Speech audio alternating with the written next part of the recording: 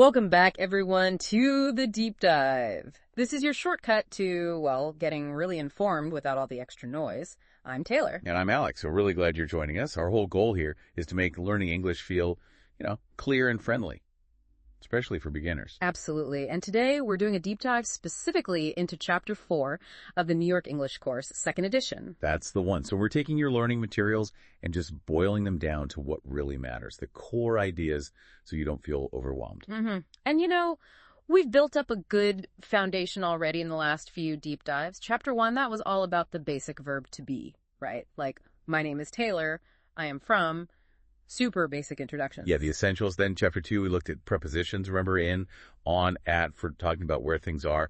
And those super useful WH questions, what, where, when, all those keys to getting information. Definitely keys. And Chapter 3 brought us the simple present tense.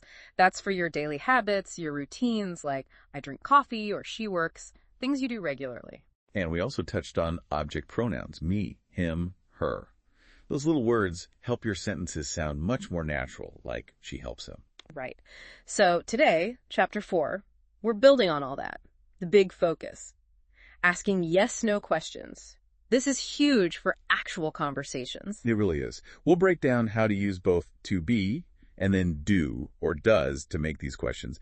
It's how you ask about, everything. Activities, likes, dislikes, descriptions. And don't worry, we promise to keep the English easy, use basic words. Alex and I are here to make it feel comfortable for you. Exactly. Let's make it clear and friendly. Okay, so let's jump in. First up, yes-no questions with to be. Alex, maybe start us off. What's the main idea when we use to be for a question? What are we asking about? Great question, Taylor. Using to be, that's am, is are. It's really about asking about someone's identity or a description, a feeling, maybe a location. It's about the state of something. Is it being this way? Okay. Like it's quality or condition, not an action. Exactly. Right. And for me, the question is, honestly, pretty simple. You just swap the subject and the to be verb. So like, you are a student becomes. Are you a student? Or he is quiet turns into. Is he quiet? Yep.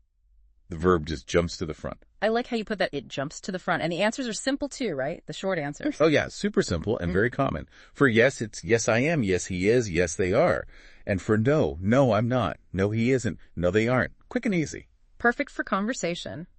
Now, Chapter 4 gives us this great list of adjectives, opposites that work perfectly here. Things like big, small, tall, short. Young, old, new, old, single, married, rich, poor. Cheap, expensive, quiet, noisy, or loud. Slow, fast. Clean, birdie, thin, fat, or heavy. Beautiful, pretty, ugly. Handsome, ugly. Lots of useful pairs. Easy, difficult, or hard, and hard, soft. Okay, so you can use these immediately. Listener, you could ask right now, is my phone new? Or are my friends funny? Maybe, is my teacher nice? Is it cold today? Go on, try answering one of those out loud right now. It feels a bit weird, maybe, but saying it helps your brain and mouth connect. It really makes it stick, builds that muscle memory for speaking. Okay, great point, Alex. Let's switch gears now to the other type. Yes-no questions with do and does. How are these different from the to-be questions? While to be is about state or description, then do and does are all about actions, habits, routines, things people do. Okay. Like, do you play soccer? Not, are you soccer? Exactly. Or, does she read poetry? You're asking about an action or a regular habit. Got it. And we have two helper words here, do and does. When do we use which one? It's pretty clear cut. Use do with I, we, you, and they. Okay. And use does with he, she, and it. Right. The third person singular gets does. Yes. And here's a really, really important point. The main verb, the action word, it always stays in its simple base form. No S on the end, even with he, she, or it. Because does is already doing that grammatical job. Right, yeah. Precisely. Does carries the S, so the main verb doesn't need to. Think of it like does takes care of the grammar rule. So it's does he talk, not does he talks. Exactly. Does he talk to his neighbors? Perfect.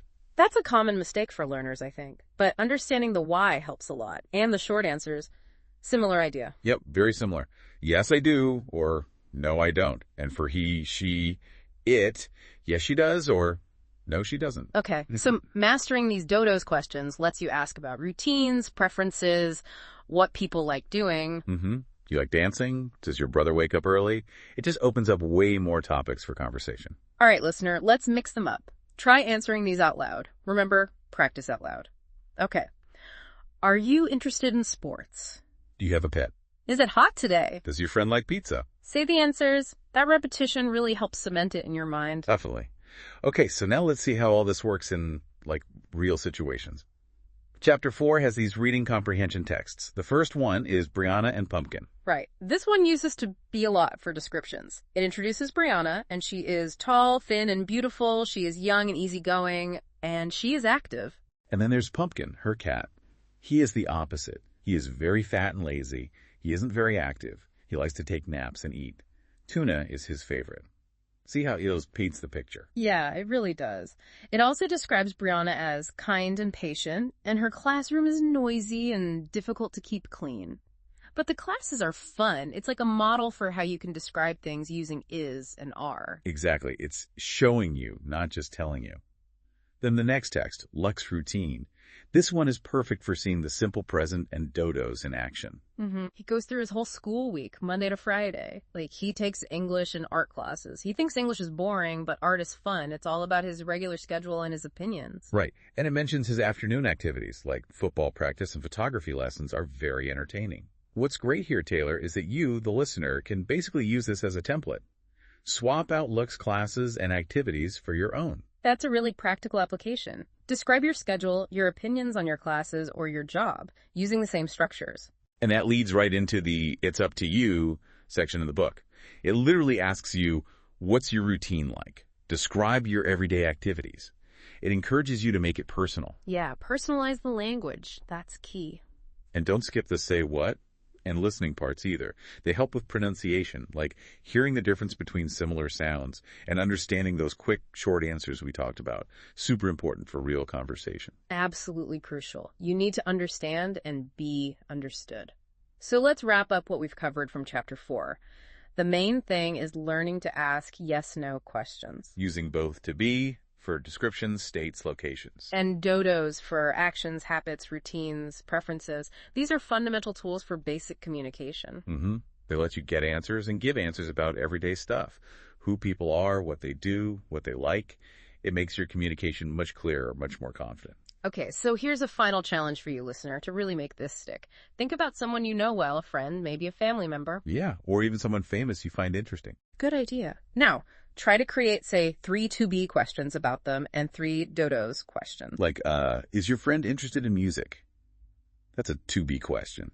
Or, does your brother wake up early? That's a dodos question. Exactly. Say them out loud, even if it's just to yourself in the room. That active practice really locks it in. It really does. Keep practicing those simple sentences. And please, don't worry about making mistakes. That's how we learn. Every try counts. Practice makes progress. Well said. And we'll be back soon for our next deep dive, looking at Chapter 5. We'll be exploring the present continuous tense then. Ooh, that's a good one. Talking about actions happening right now. Exactly. So get ready for that next step in your English journey. Thanks so much for joining us today. Keep practicing, keep exploring. And we'll catch you on the next deep dive. Happy learning!